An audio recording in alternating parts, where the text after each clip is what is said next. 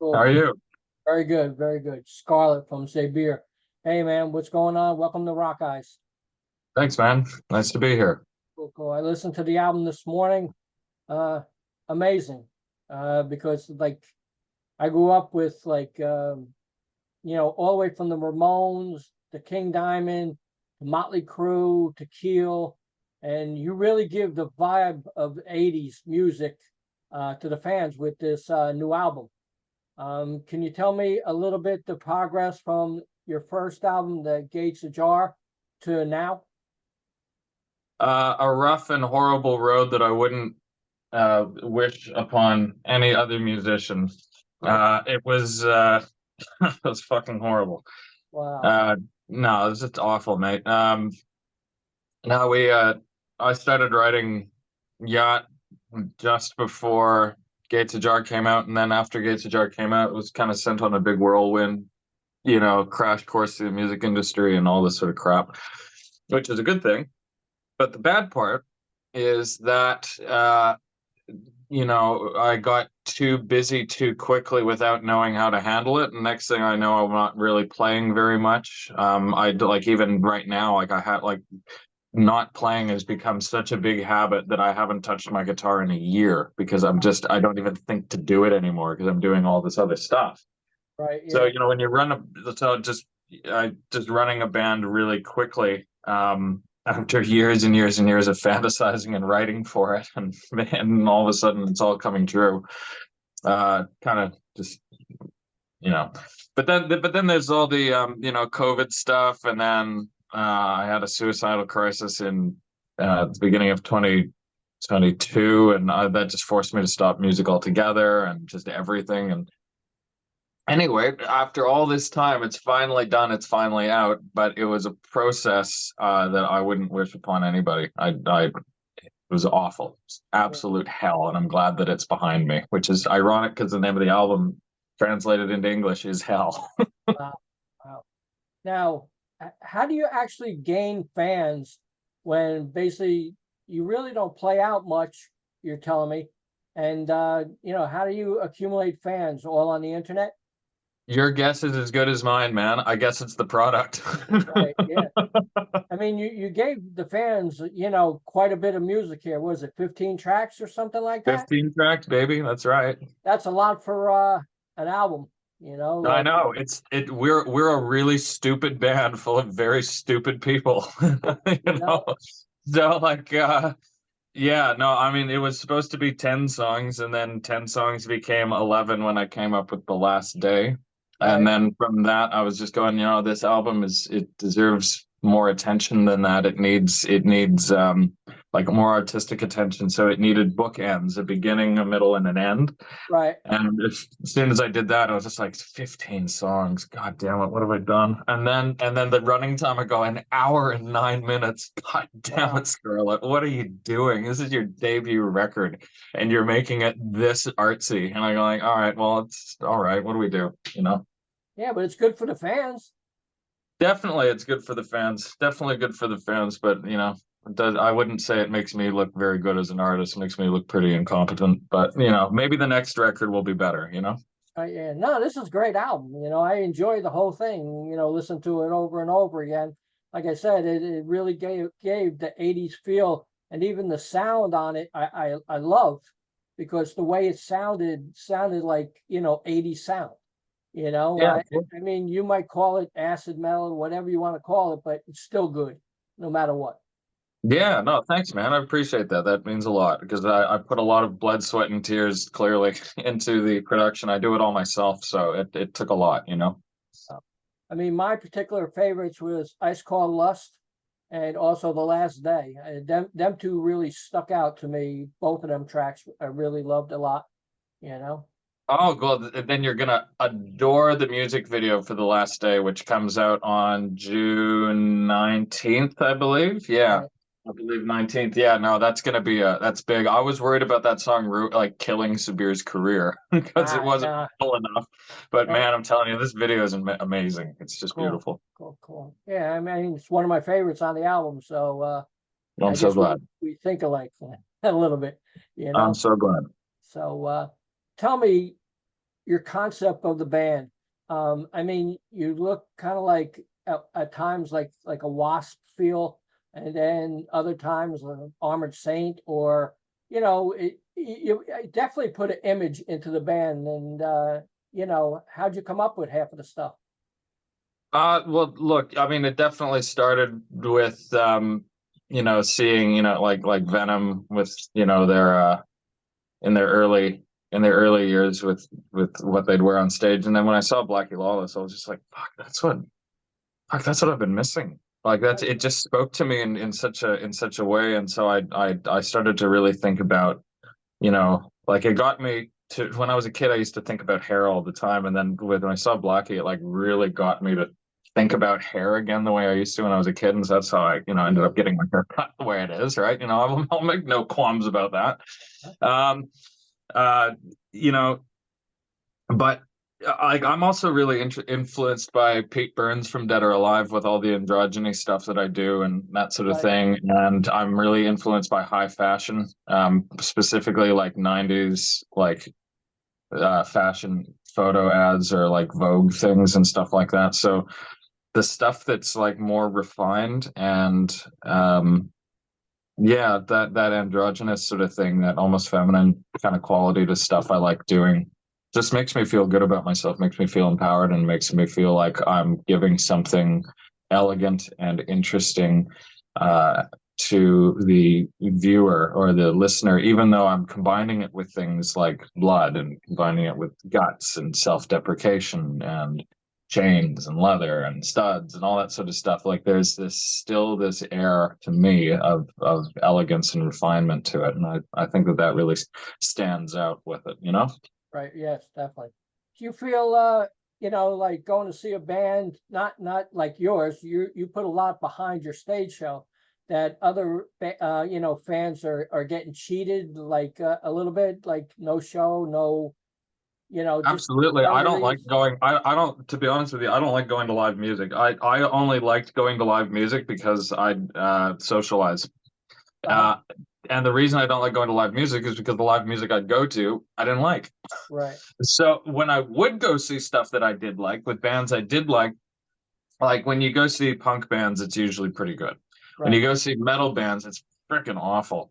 right, Because it's just not the type of metal that I like. And where I'm in right now, I'm in Winnipeg, Canada. There's just no music like what Sabire does at all. Like I'm still the only guy who looks like this in the city. right, right, right, And even when I went to Sydney when I was in Australia, like again, like just pitiful, just absolutely pitiful. Melbourne is the place to be. right, That is where the really good music comes from, where the good scene is, and where when you go out at night, you actually see something that you like. right. But that's always something that I struggled with because I'd feel like a bit of an imposter going like, man, I don't like live music, and yet all I think about is music and playing music. It's because I'm just not seeing what I want, Yeah, or I'm yeah, not in the right place. Like I have a girlfriend in Portland who I love going down to see because of the city down there, and the music that I see down in Portland is awesome. If right, I was growing up in a place like Portland, I would not have the perspective that I have right now right, of, oh, I don't really like going out. No, I'd love going out because I'd be seeing loads of what I like, right, right. you know? Definitely. I mean, I'm a photographer, so like your show, you know, I couldn't beat because like you put on a show. Yeah. I mean, like I see other bands like got a t-shirt on, and like, I mean, how many shots am I going to get with a guy with a t-shirt and jeans on? It's not enjoyable. The music might be okay, but Yeah. like the show is not enjoyable unless it's a chick singer. Then maybe a little bit different. But Yeah. otherwise, I want a show. You know, I'm paying to see a show. I want to see a show. Mm. So you guys, like, me, I photograph like Wasp, Kiss, Lizzie Borden, Yeah. like all them bands. That turns me on. That's like I get to see a show. So like most of Yeah. my shots are from the '80s and stuff like that, the earlier stuff.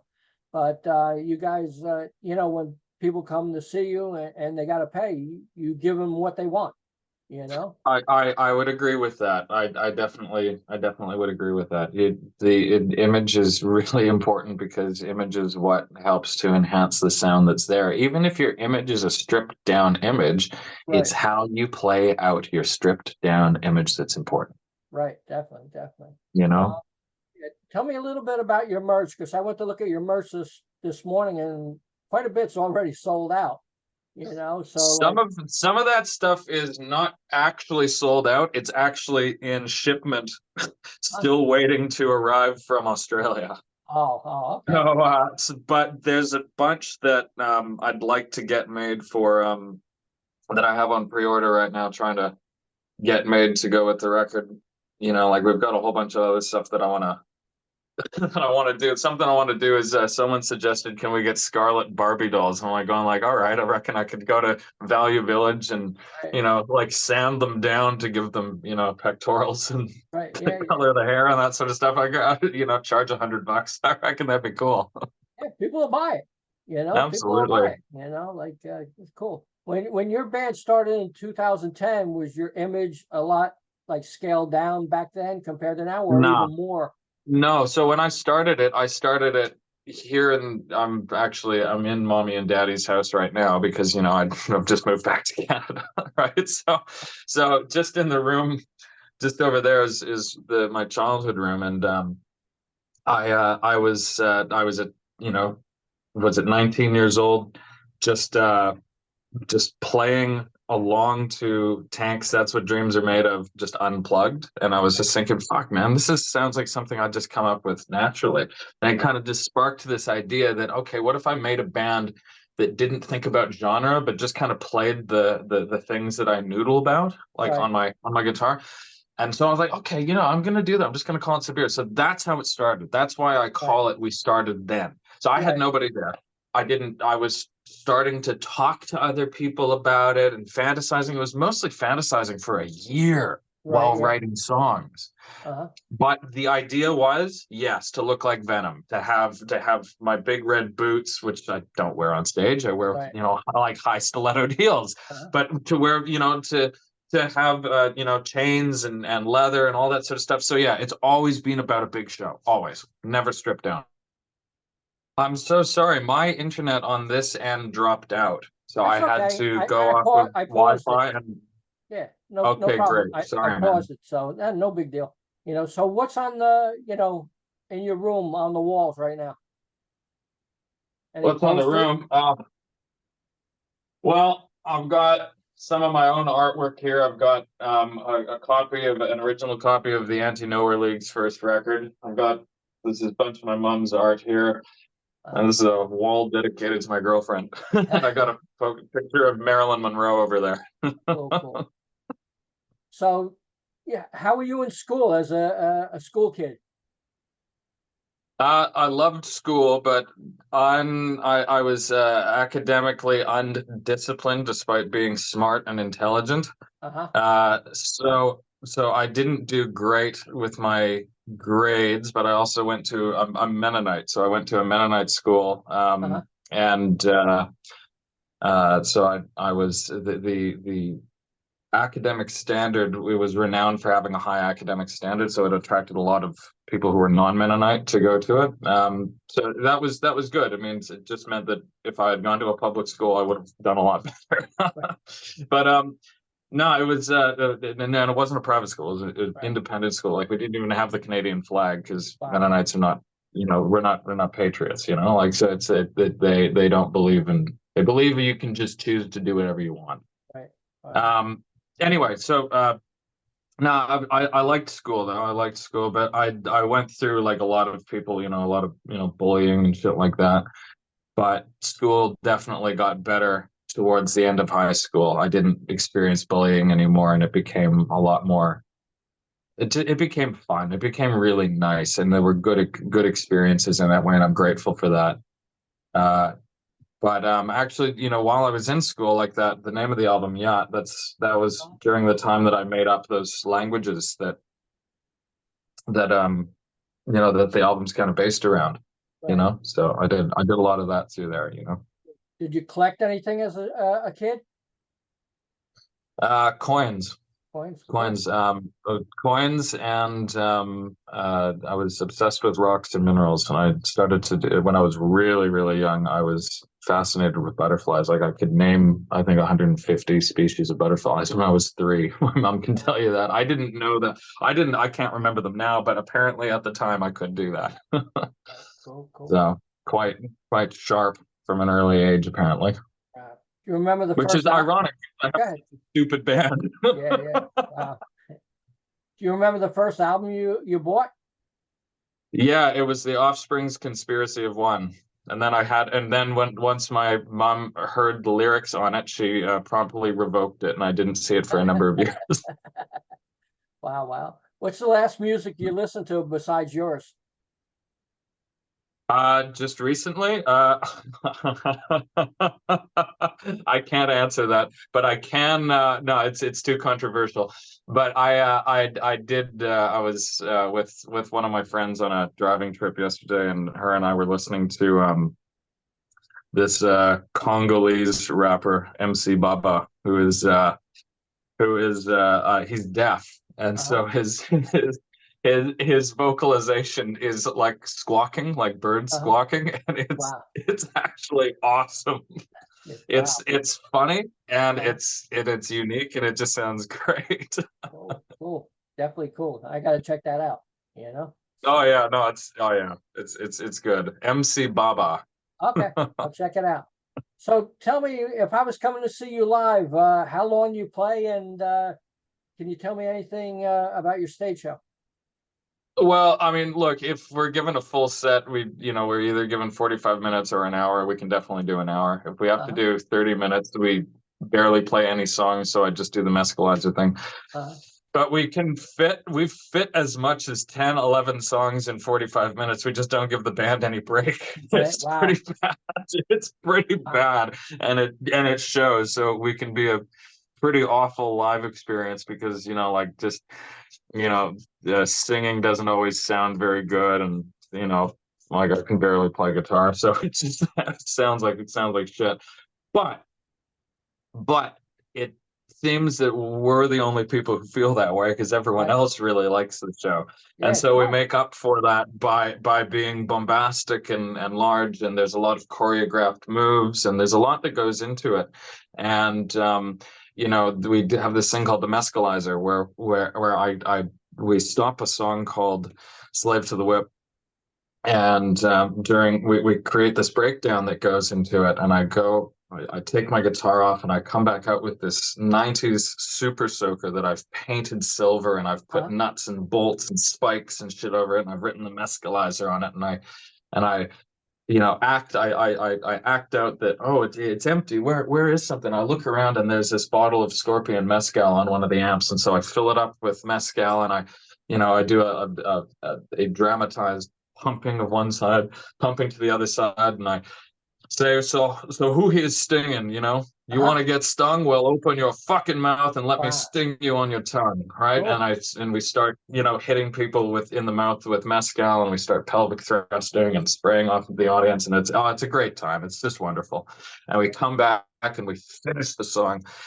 So all of my gripes and self-criticism about not nailing the solos or Right. hitting the notes the way that I would normally want to, that all aside, I'm just being honest about what Right. frustrates me about what I'm not able to deliver Right. to the people the way that I'd prefer to.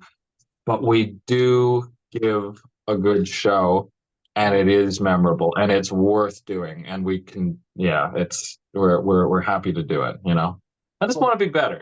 Yeah. Yeah. Tell me about Listenable Records.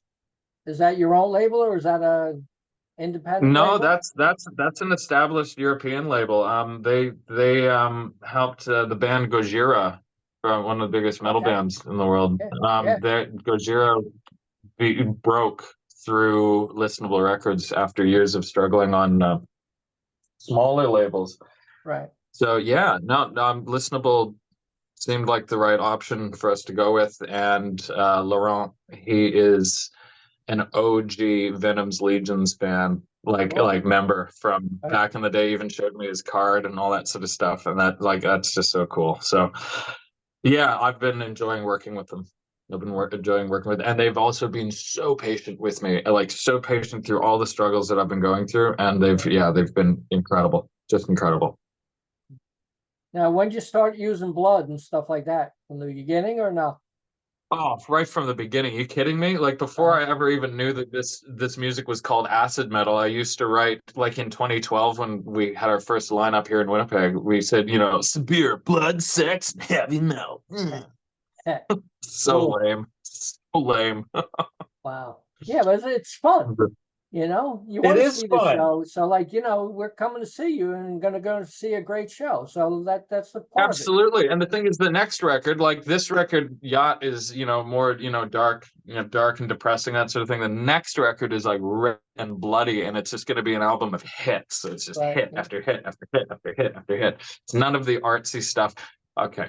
There'll be a little bit of artsy stuff because I'm doing it and I can't help but be artsy. I can't help it. Okay. I'm too much of an artist. You hear Cool. all this self-flagellating? That's an artist Uh-huh. for you. Wow, wow. So what are the plans for the rest of the year? You gonna come to America and play some shows or what? I can't tell you. Uh-huh. Okay, good. Well, I Look, hope all I can say is you won't see us live at all this year. You uh-huh. will see us live next year. Uh-huh. And I will be giving you a wink and saying I can't tell you where. Okay, okay. Hopefully New York, New Jersey, both of them, because I'm right here. Hey, hey So, man. you know, Hey man, not saying nothing, not I'm saying nothing, listening. I'm listening. Hey, whisper in my not ear, saying right here. nothing. No. I can't. Cool, cool. Well, congratulations on the new album. I wish you guys success, and it was a great interview, and I enjoyed it, and I enjoyed about talking about your stage show and the album and everything else. It was really a pleasurable interview for me. Would you like to say anything to the fans? Yes. Yes, I would. Be patient. We're coming. This is the new era of Sabir. This is how it was always meant to be. You think you liked it before? Great. You're going to love it now. You don't even know what's coming. Believe me. Cool, cool. Thanks a lot, man. Thanks for the chat. Thank you. It was it was lovely, Brian. I really appreciated it. Talk to you later. Bye bye. See you. Bye bye. Later.